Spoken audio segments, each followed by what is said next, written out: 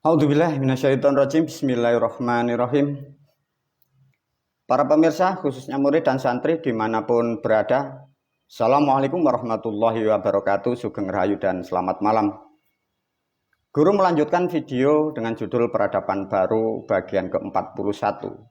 Judulnya sudah merambak kepada kemerdekaan bangsaku.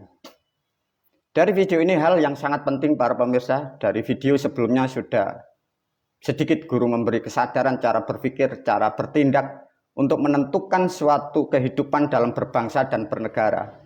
Semoga bangsa dan negara kita, rakyat dan umat, semoga terlepas dari jeratan-jeratan ilmu yang tidak bermanfaat di alam dunia ini.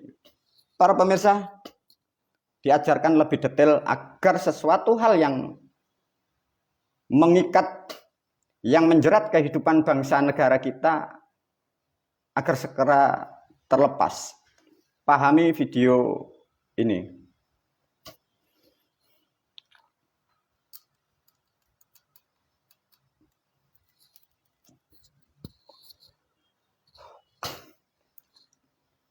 Inilah para pemirsa ya, diulas lebih dalam ya. Dalam masa lampau, sebenarnya sistem kalau mau didengarkan, sebelum Majapahit itu hancur, sistem ini sudah dibuat ya sebenarnya, tapi belum matang. Sistemnya sudah dirancang ya, tapi belum dijalankan banyak. Tapi sudah mulai dibentuk. Nah, inilah para murid dan santri juga bagi catatan masyarakat atau catatan bangsa atau negara. Dari lingkaran ini, kita mungkin catatan sejarah menyebutnya kalian adalah Wali Songo di sini lingkarannya. Nah, dari perdebatan atau pemahaman tentang sejarah Wali Songo, dari video guru yang lain sudah diterangkan sebelum terbentuknya kata ya, belum sistemnya. Wali Songo berdasarkan dari bahasa ilmu Jawa atau Islam Jawa disebut Wali Wolu Songo Tinari, berubah menjadi Wali Songo. Ini. Diulas agar bermanfaat.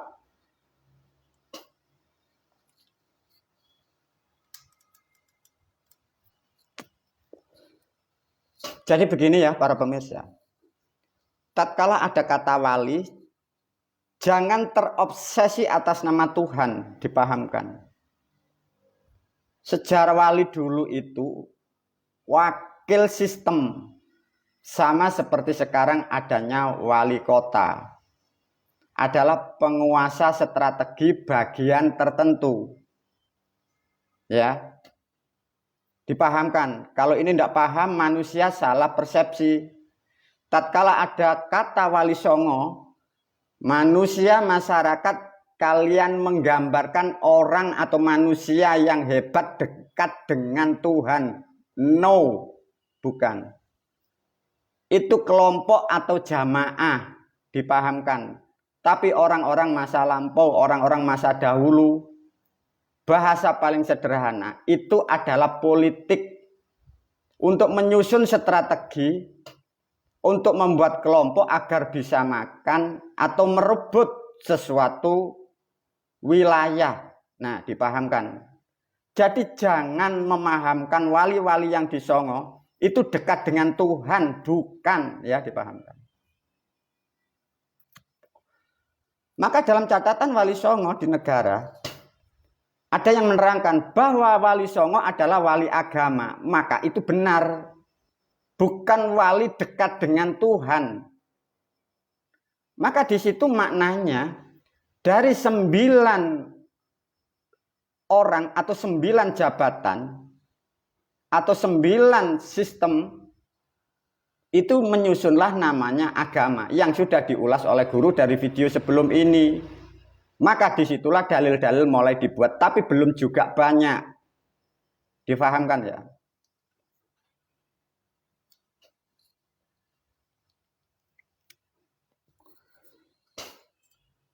Tatkala sistem ini sudah dibentuk, organisasi ini dibentuk, masyarakat di luar sudah dipengaruhi dalil-dalil yang dibuat, diciptakan, diulas oleh guru kembali lagi.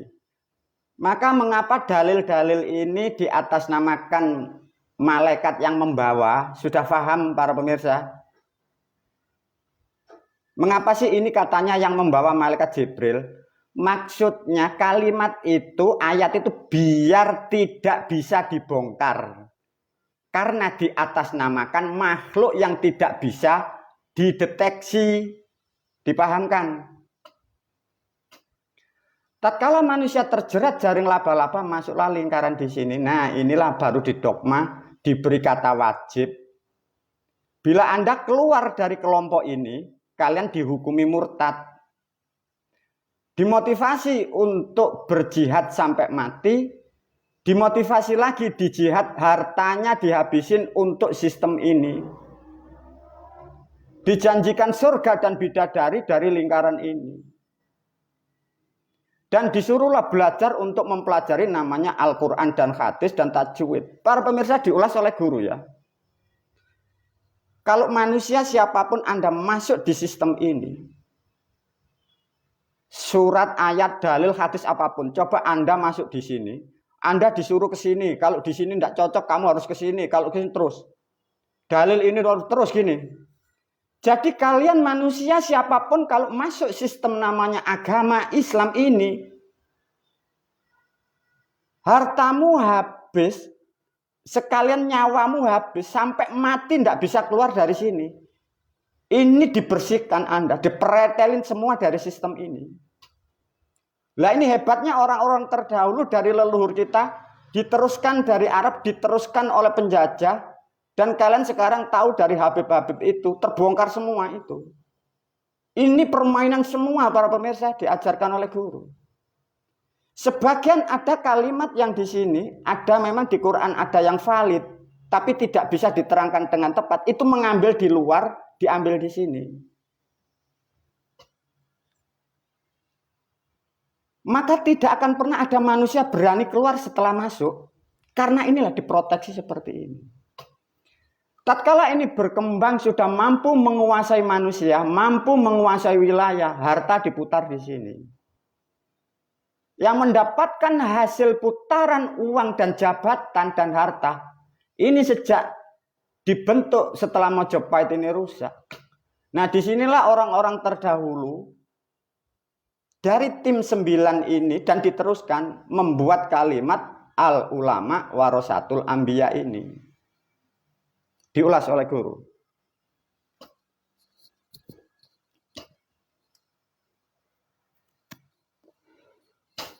Tatkala lingkaran atau organisasi yang mampu menghabiskan harta manusia dan mempengaruhi cara berpikir manusia, dibuatlah satu sistem. Dikunci, diplot dengan kata al-ulama warasatul anbiya. Jadi seakan-akan yang mewarisi, yang punya sistem ini hanya keturunan, hanya kelompok ini. Maka yang di dalam yang sudah terkungkung tidak akan pernah bisa mewarisi. Karena sudah diplot. Maka sampai turun dan turun dan turunan dan turunan dan turunan. Itulah faktanya para pemirsa. Lantas gimana guru? Maka guru memberi saran kepada para pemirsa. Kalau Anda bukan pelaku, segeralah keluar. Bagi lantas yang pelaku, terserah pilihan Anda. Anda sadar atau tidak dengan perilaku Anda. Dan tinggal negara mau membenahi atau tidak. Karena yang dikorbankan adalah seluruhnya. Lantas gimana guru? Nah itulah faktanya. Manusia salah memahami. Kok kira ulama warasatul anbiya? Kok kira orang itu penerusnya nabi kan? Gambaran manusia seperti itu. Bukan para pemirsa. Diulas video guru dengan judul ulama, cari video guru dengan kata ulama, video dengan membahas ulama. Diulas lagi oleh guru di sini. Tatkala manusia membuat statement ulama warasatul anbiya. Kalau ulama pewaris meneruskan nabi, beri pertanyaan, nabi siapa yang Anda teruskan? Cara berpikirnya begitu. Kalau yang disebut diterangkan nabi itu 312, nabi siapa yang diteruskan? Tidak ada para pemirsa. Karakter ulama tidak ada yang seperti orang-orang hebat, tidak ada. Itu hanya dogma untuk menjerat jamaahnya, muridnya, santrinya agar kalian tidak bisa meneruskan kecuali dari keluarganya. Gimana guru deh? Nah, itulah faktanya. Maka bersyukur di zaman sekarang tahun 2023 guru diberi kesempatan untuk meluruskan peradaban, untuk membenahi sesuatu hal yang salah agar terjadinya suatu keadilan. Lantas gimana guru? Faktanya seperti itu para murid dan santri.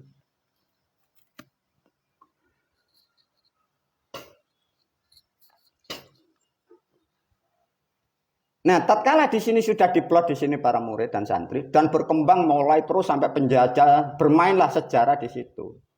Nah, sampai setelah merdeka Negara Kesatuan Republik Indonesia, perubahan lebih drastis karena dari sistem ini menguntungkan dari pewarisnya, menguntungkan pihak dari Yaman, pihak dari Arab, dan menguntungkan siapapun yang ada rentetan ini dipermainkan mulai di Indonesia setelah merdeka. Guru memprediksi kurang lebih tahun 1975 dibentuklah organisasi di Indonesia.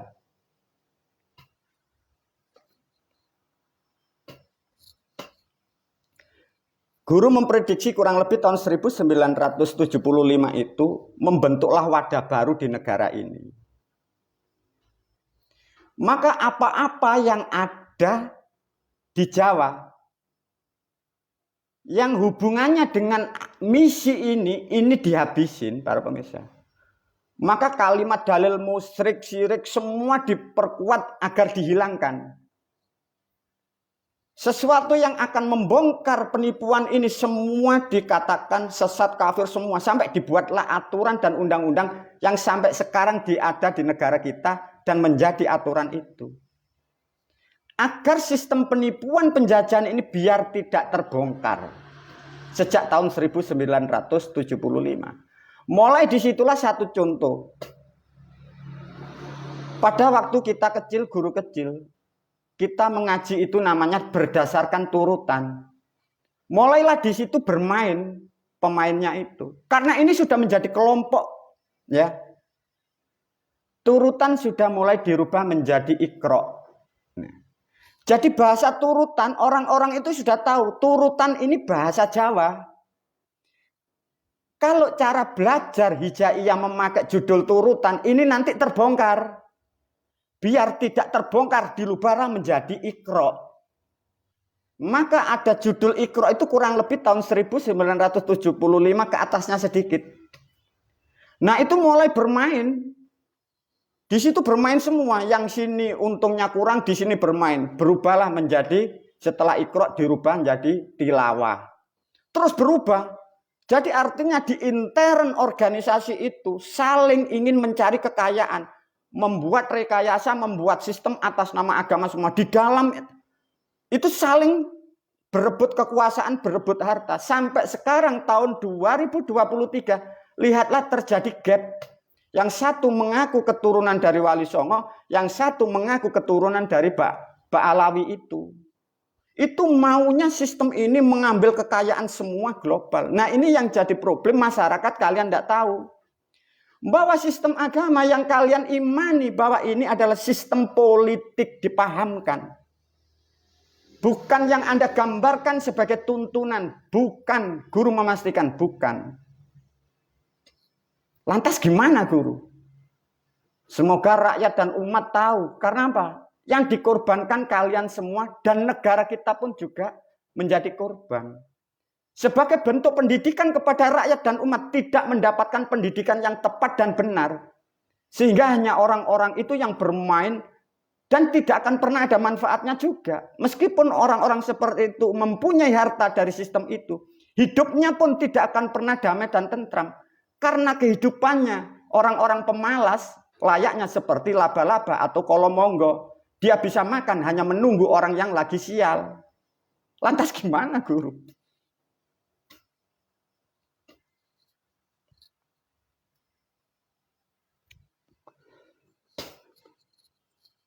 Nah inilah para pemirsa dan itu terus dan terus dan terus dan diterus sampai tahun 2023 Mulai tahun 2000, 2003, nah disinilah membentuk gerombolan baru ini para pemirsa. Nah ini mulai membuat pabrik fatwa ini. Nah ini.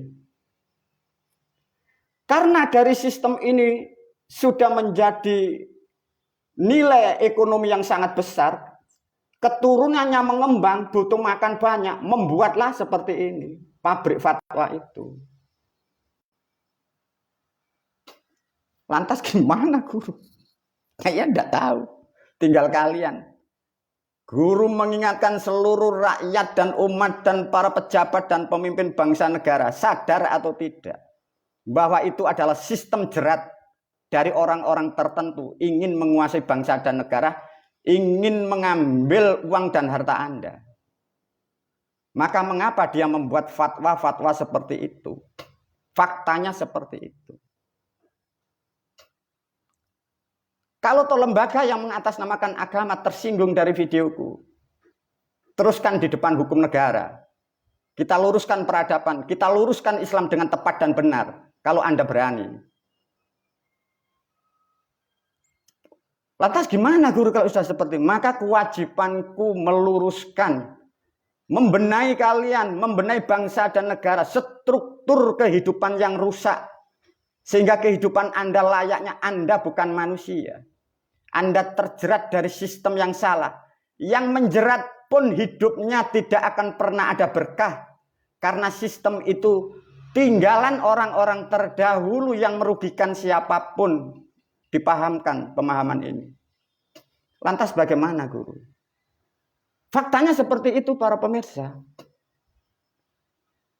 Tatkala fatwa-fatwa ini dibuka, satu contoh kalau tidak percaya para pemirsa, diberilah ilustrasi. Sebelum guru menerangkan nilai makna fatwa yang dijual, pahami dulu bahwa sistem yang di dalam agama adalah sesuatu politik untuk mencari kekuasaan. Manusia dijerat dengan dalil-dalil. Dan dalil agar tidak terbongkar di atas namakan malaikat. Lantas dari mana kalau hadis guru? Maka mengapa banyak hadis itu kalau diterima seakan-akan benar? Hadis ditulis bahasa Arab. Itu mengambil cerita yang ada di Jawa. Satu contoh, lihatlah primbon-primbon yang ada di Jawa. Itu dirubah bahasa. Saya beri sedikit statement aja. Ada yang menerangkan tentang hukum di dalam Al-Quran. Satu contoh apa? Wa may ya'mal misqala dzarratin khairan yara. Anda kan tidak paham. Artinya kan hukum sekecil apapun itu dibalas. Itu mengambil dari substansi filsafat Jawa. Becik ketete olo ketoro, sapa sing nandur bakal diunduh. Dirubah dengan bahasa. Itu bukan wahyu para pemirsa. Itu apa-apa yang ada di Jawa dirubah dengan bahasa itu. Ditebar. Masyarakat dikira benar, dikira itu suara Tuhan. Itu filsafat dari leluhur kita Jawa. Dan banyak dalil-dalil hadis itu dari primbon, dari filsafat leluhur kita. Hanya dirubah bahasa. Masyarakat terkecoh, umat terkecoh, negara terkecoh, pemimpin terkecoh. Orang Hindu, Buddha semua terkecoh. Kalau tidak percaya para pemirsa, lihatlah. Kalau mengacu suatu contoh fatwa, diajarkan cara berpikir. Manusia ingin menipu orang lain, memakai atas nama agama, berkelompok dan bergerombol, membuatlah sistem namanya fatwa halal. Para pemirsa diajak berpikir yang kuat dan cerdas. Negara kita adalah negara hukum. Manusia kalian di luar masih bisa menggunakan akal pikiran. Tatkala fatwa ini halal, memberikan sesuatu pajak, satu manusia yang mendapatkan izinnya. Untuk mendapatkan izin uangnya kemana? Satu cara berpikir. Satu contoh ada produk makanan. Untuk mendapat izin pun membayar. Pernah berpikir para pemirsa? Tatkala produk ini dijual di publik di hukum. Karena ada kata halal. Yang diuntungkan rupiahnya adalah kelompok ini. Kalau ngomong substansi tentang agama. Yang diuntungkan anggap aja nilai halal ini tepat dan benar. Yang diuntungkan hanya orang Islam. Tapi kalian tahu yang dirugikan. Karena orang Hindu, orang Buddha, orang musyrik, orang syirik, orang Kristen, orang Kapitayan dan di luar non-Muslim. tidak butuh level itu, tidak butuh label itu, tidak butuh sertifikat itu. Tapi mengapa yang lain kena pajak? Secara hukum politik dan ekonomi sudah dipastikan bahwa hukum halal adalah penipuan dan penjajahan. Tapi kalian ditipu orang-orang yang bodoh, kalian tidak bisa berkutik. Lantas bagaimana, guru? Maka kembali lagi, apa yang aku sampaikan adalah meluruskan dari perbuatanmu yang salah dan nyimpang. Kalian penipu mengaku mengatasnamakan Islam dan Quran. Aku tahu Quran kau simpangkan di mana tahu, para pemirsa. Islam kau rekayasa apapun dimanapun aku tahu. Karena aku dan Islam sejak kecil dan jiwa dan ruhku bersama Islam. Tapi kalian aku luruskan, aku ingatkan. Kalau kalian masih membangkang, yang kalian hadapi adalah kutukan yang akan merusak bangsa dan negaramu. Wabillahi taufiq wal hidayah wa ridha wal inayah. Assalamualaikum warahmatullahi wabarakatuh.